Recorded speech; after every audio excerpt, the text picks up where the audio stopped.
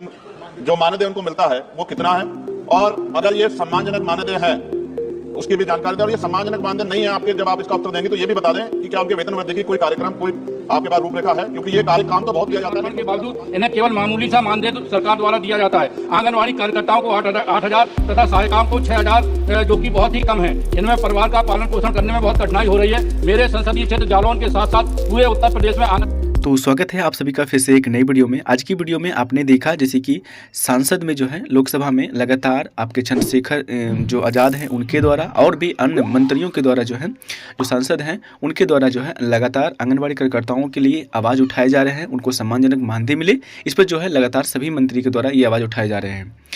इसी तरह के हम आपको बताएं, बिहार में जो ICDS के द्वारा एक 4/2/2025 को एक लेटर जारी किया गया था, जिसको आप यहाँ पे देखेंगे। उसके बाद आपको दिखाएंगे किस प्रकार से चंद्रशेखर जी ने आपके लिए जो है मानदेय बढ़ोतरी के लिए और अन्य सभी चीज़ों के लिए जो मांग उठाए हैं, और भी एक मंत्री हैं उन्होंने भी आवाज़ उठाई है। तो सारा चीज़ आपको दिखाएंगे। फिलहाल अभी आपको दिखाते हैं कि देखिए ICDS निदेशक ने 4/2/2025 को एक लेटर जारी किया गया था, जिसमें कि आप देखेंगे निदेशक ICDS हैं और सभी जिला प्रोग्राम पदाधिकारी को जारी किया गया था बिहार को। ठीक है, विषय केंद्र व श्रम संगठनों के उपयुक्त मंच के आह्वान 5 फरवरी 2025 को देश व्यापारी विरोध प्रदर्शन में बिहार राज्य आंगनबाड़ी कर्मचारी यूनियन एटक से जुड़ी सभी सेविकाओं का भाग लेने के संबंध में। तो ये जो था ये 5 फरवरी को देश व्यापारी प्रदर्शन करने का, यानी कि आंगनबाड़ी कार्यकर्ताओं के द्वारा हड़ताल करने का एक योजना बनाई गई थी, जो कि 5 फरवरी को किया भी गया था। तो इसके द्वारा ICDS ने एक निर्देश जारी किया था कि बिहार के आंगनबाड़ी यूनियन के द्वारा एक लेटर जारी किया गया है। उसी के संबंध में ये जारी किया गया है कि महाशय उपयुक्त विषय पत्र में कहना है कि बिहार आंगनबाड़ी कर्मचारी यूनियन एटक के केदार भवन अदालतगंज पटना बिहार 5/2/2025 को केंद्र की सरकार के विरोध जो है मजदूर विरोधी आंगनबाड़ी कर्मचारी विरोधी नीतियों के खिलाफ केंद्र श्रम संगठनों का संयुक्त मंच का आह्वान 5 फरवरी 2025 को कर रही है। इसलिए आलोक में बिहार राज्य आंगनबाड़ी कर्मचारी यूनियन से जुड़ी सेविका सहायिकाओं से द्वारा भी राज्य के सभी जिला मुख्यालयों में प्रदर्शित प्रतिरोध प्रदर्शन सूचना दी गई है। यानी कि आंगनबाड़ी कार्यकर्ताओं के द्वारा भी ये सूचना दी गई कि वो भी इस हड़ताल में शामिल होने वाली है और शामिल हुई भी थी। अतः अनुरोध है कि उक्त के आलोक में विधिवत व्यवस्था साधारण से संबंधित आवश्यक कार्रवाई की जाए। तो इसका मतलब ये है कि देखिए आंगनबाड़ी सेविकाएं बिहार में भी अब देखिए हड़ताल के लिए तैयार हो रही है, और सारी अन्य राज्य भी आप लोग देखे होंगे, अभी न्यूज आप लोग एक्टिव होंगे तो अन्य सभी राज्य से भी सेविकाएं जो है एक्टिव हो रही है।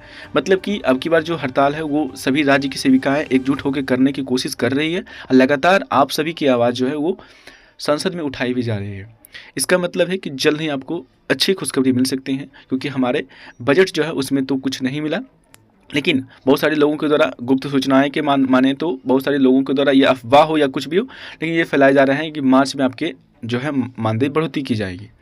लेकिन अभी इसकी कोई आशा नहीं लग रही है, क्योंकि जिस प्रकार से आप अभी आगे वीडियो देखेंगे कि जो हमारे मंत्री जो आवाज़ उठाए हैं, उसके बाद जो महिला बाल विकास मंत्रालय के द्वारा जवाब दिया गया है, तो आप लोग इससे सेटिस्फाइड हो सकते हैं कि आगे क्या होगी, क्या नीति हो सकती है। तो चलिए इस वीडियो को आप इनके कार्य केवल कुछ घंटों तक सीमित नहीं है, बल्कि ये महिलाएं दिन में 10 घंटे से अधिक कार्य करती हैं। कोरोना महामारी के दौरान इन कर्मियों ने फ्रंट लाइन वर्कर्स की तरह कार्य किया है, परंतु इनके समर्पण के बावजूद इन्हें केवल मामूली सा मानदेय सरकार द्वारा दिया जाता है। आंगनवाड़ी कार्यकर्ताओं को 8,000 तथा सहायिकाओं को 6,000, जो कि बहुत ही कम है। इनमें परिवार का पालन पोषण करने में बहुत कठिनाई हो रही है। मेरे संसदीय क्षेत्र जालौन के साथ साथ पूरे उत्तर प्रदेश में आंगनवाड़ी केंद्रों की स्थिति अत्यंत दयनीय है। यहाँ स्वच्छ पेयजल, शौचालय, उचित वेंटिलेशन और बिजली जैसी मूलभूत समस्याओं का अभाव है, जिससे सेवाओं की गुणवत्ता बहुत ही प्रभावित हो रही है। आंगनबाड़ी कार्यकर्ताओं एवं सहायिकाओं के कार्य को ध्यान में रखकर इनको सरकारी कर्मचारी का दर्जा के साथ साथ सभी सरकारी सुविधाएं प्रदान की जाए, उनके मानदेय में वृद्धि की जाए, और आंगनबाड़ी बहनें बहुत काम करती हैं और ये एक अच्छा विस्तृत कार्यक्रम है। क्या आंगनबाड़ी बहनों के वेतन जो मानदेय उनको मिलता है वो कितना है, और अगर ये सम्मानजनक मानदेय है उसकी भी जानकारी दें। और ये सम्मानजनक मानदेय नहीं है आपके, जब आप इसका उत्तर देंगे तो ये भी बता दें कि क्या उनके वेतन वृद्धि की कोई कार्यक्रम, कोई आपके पास रूपरेखा है, क्योंकि ये काम तो बहुत दिया जाता है, लेकिन उस तरह का सम्मानजनक मानदेय सर उनको नहीं मिलता। धन्यवाद सर। अध्यक्ष महोदय, क्योंकि आंगनवाड़ी की जो कार्यकर्ता हैं वो कार्यकर्ता उसी क्षेत्र के होते हैं और उनको 6 घंटे के लिए हम उनसे काम लेते हैं। निश्चित रूप से आज वो बहुत ही बेहतर काम कर रही है और विभिन्न राज्य सरकार भी अलग अलग तरीके से उनसे काम ले रही हैं।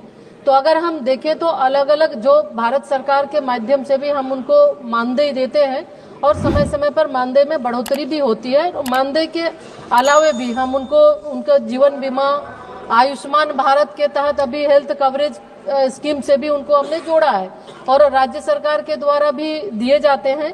तो उसमें अलग अलग राज्य सरकार के द्वारा भी जो राशि दी जाती है, कहीं 15,000 कहीं 10,000 इस तरह से। और आने वाले समय में भी ये नहीं राज्य सरकार